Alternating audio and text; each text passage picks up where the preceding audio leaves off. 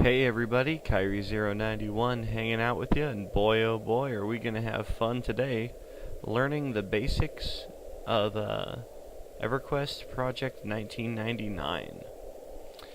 This series is intended to give you an idea for how the game works and just some of the basic mechanics for people unfamiliar with EverQuest in general. If you've already played EverQuest at any time, you probably don't need to watch this because this is going to be stuff you already know. It's nothing specific to Project 1999, although it is more geared towards that because the experience is completely different on actual what we call live EverQuest. When we use the term live, we're referring to present day EverQuest. If you were to log into an official EverQuest server, you'd be playing what we call live. Anyway, without further ado, let's get started talking about some of the absolute bare bones basics of what you need to know about this game. Let's start with the UI here.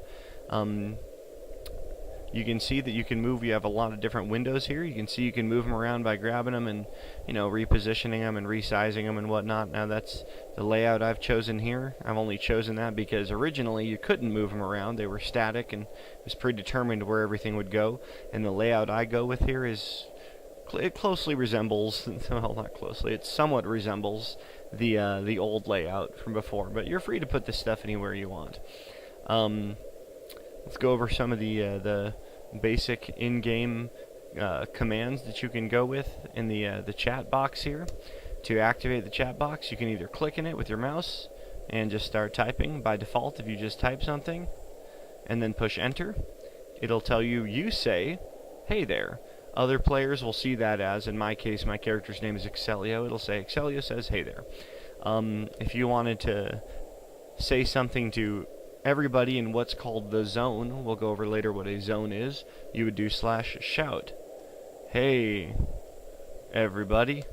And now the entire zone just saw me shout, "Hey, everybody."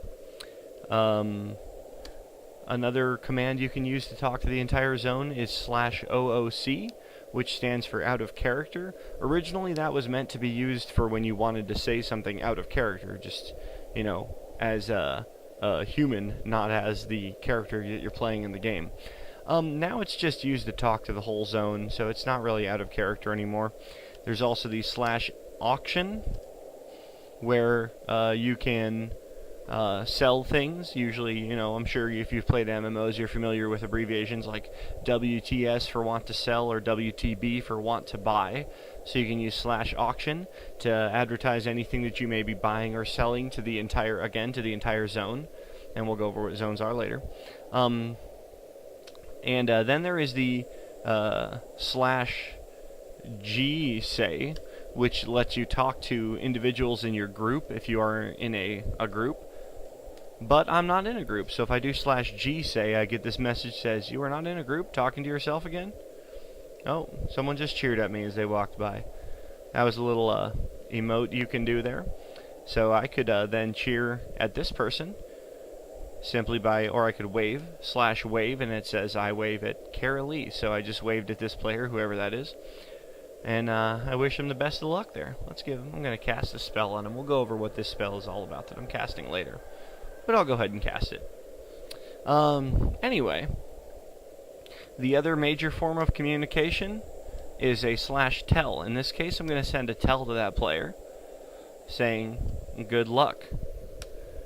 Now, that message is a private message that's sent only to that player, and no matter where in the world the player is, in this zone or any other, that player and only that player will read that tell that I've sent them. The shortcut to sending a /tell is just to push the T key on your keyboard, and the little tell will come up, and then you're free to write a name. If somebody has sent you a tell, you can push the R key to respond to their tell. So Carolee just sent a tell to me that says, "Thanks." If I push R, I'm automatically responding to Carolee. So that is the basics of communication here in EverQuest, or, well, in this case, Project 1999. Honestly, it seems kind of fundamental, and for anyone who's played the game, you're probably wondering why on earth would I go over something like that. And it's because new players to this may not be familiar with the subtle nuances of something like that. Some of the other commands you'll need to know about. You can check who is in the zone by typing /who, and that will list off all the players currently in the zone. I'm in the zone Butcher Block Mountains, that's the name of the zone. And there are 4 players here. Level 6 Paladin named Dayro, that level 8 Warrior, Kara Lee we just saw, Bard, and then myself. I'm anonymous right now. If you want to go anonymous, you just type /anon, and that'll toggle you on and off with anonymous. I want to stay anonymous because if people knew that I was a level 40 druid, they would be bugging me for favors, and I'm in the middle of, doing this video right now, so I prefer to not be bugged for favors. If you want to say hello, you simply push the H key to say hail. If you have someone targeted, like I had Dayro targeted, it'll automatically say hail to Dayro. If you don't have anything targeted, it'll just say hail. That's going to be used a lot later in quests, so remember that. Just push the H key when having something targeted to hail it. A shortcut to the /who command is just to do /enter, and there it is, /who. If you want to see everyone in the world, you can do who all, or you can do /all, because remember, a shortcut to /who is just /. And you can see everyone in the entire world. Now in this case, the request was cut short because there are just too many players online for them to list off every single one to me right now. If you want to know specific details about players, I could say who all druid, and it will show me all of the druids in the world. You can see there's a level 53 druid who is called a wanderer once they hit level 53. There's a level 41 druid here, level 9, and they're all just listed there. And it even tells you what zone they're in, what part of the world they're in. So, there's a level 60 in a zone called Airplane. How about that? If I wanted to see how many level 50 druids are on, I could say who all druid 50. And I can see the only 2 level 50 druids on are these 2 right here, and I can see what zones they're in. If somebody's anonymous, it won't tell me that. So if I were to say /all druid 40, you notice that my name is not listed there, even though I am a level 40 druid, because, as we already went over, I'm anonymous. So, if ever you're looking for any particular class and level, you can also do ranges of levels. So I can do /who all 20 to 25 druid, and that will tell me all the players between levels 20 and 25 who are druids.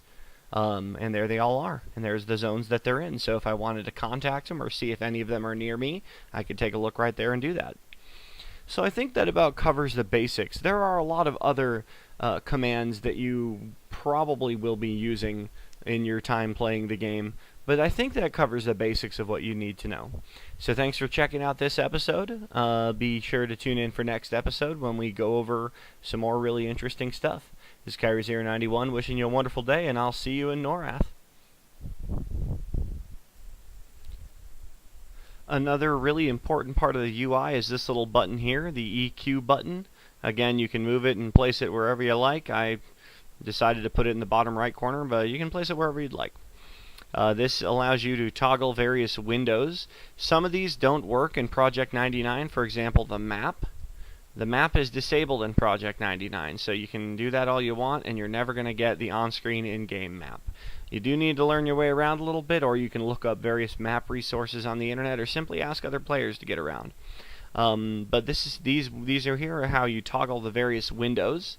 And down here you have the options window where you can adjust all kinds of different options, including your key bindings for movement, and the different colors associated with the text that comes up down below there, and just some general settings. Throughout the world there are various banks. Pretty much in every major town there will be a bank, and even in some places that aren't towns there are banks. Inside a bank there will always be a banker, and if you right click on them you can see all the stuff you have stored.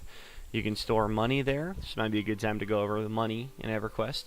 The currency is copper, silver, gold, and platinum.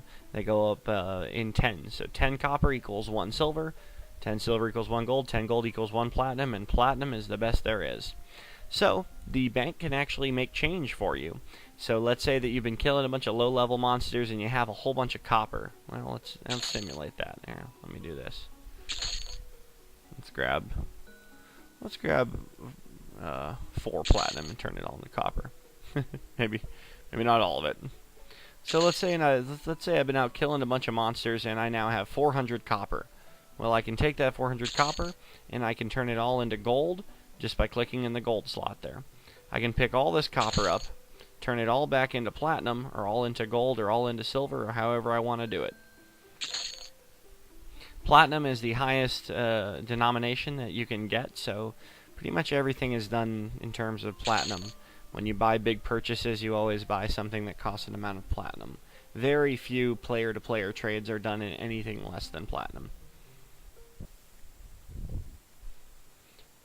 When you're done playing, you have a few different ways you can end the game. The best idea is to find a safe place where you can push the camp button, which is exit, and you have to wait 30 seconds before you can exit. You can't just simply quit the game without waiting that 30 seconds. You can if you do the /quit command, or simply abbreviated as /q. /q and then enter will quit the game. It'll completely drop you out of the game. But if you do that, it'll leave your character standing here link dead for a few moments, and you will be vulnerable to attack, but you won't even be logged in to defend yourself, or to run away, or to fight back, or to do anything. So it's probably not a good idea to use the /q thing unless you're in a really secure, safe area. In an environment like this, where we're out in the open with monsters probably walking around, your best bet is to find a safe place, click camp, and there you go.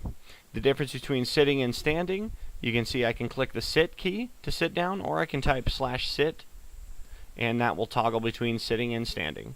If we push F9, we can see a third-person view of my character, and if I do /sit, I'll stand up. If I do /sit again, I will sit back down. If you start to walk while you're sitting, you automatically stand up. So walking is a quick way to stand up. If you push F, you'll duck down, which, well, I guess it allows you to fit through smaller places, but it also slows you down significantly. So F toggles the ducking feature there, and it also makes for some pretty cool, pretty sweet dance moves, if I may say so myself. Anyway, F10 toggles the UI on and off, and I think, and I prefer to play in first-person view. Some people are more comfortable, running around like this, or maybe something like that. I can't seem to get anybody targeted, especially when I'm trying to do melee attacks when I'm in first-person view. When I'm not in first-person view, rather. But if you can, hey, more power to you. Anyway, so that about concludes this episode. That's pretty much all I wanted to tell you about the basics. So, thank you so much for watching. This is Kyrie091, wishing you a wonderful day, and I will see you in Norrath.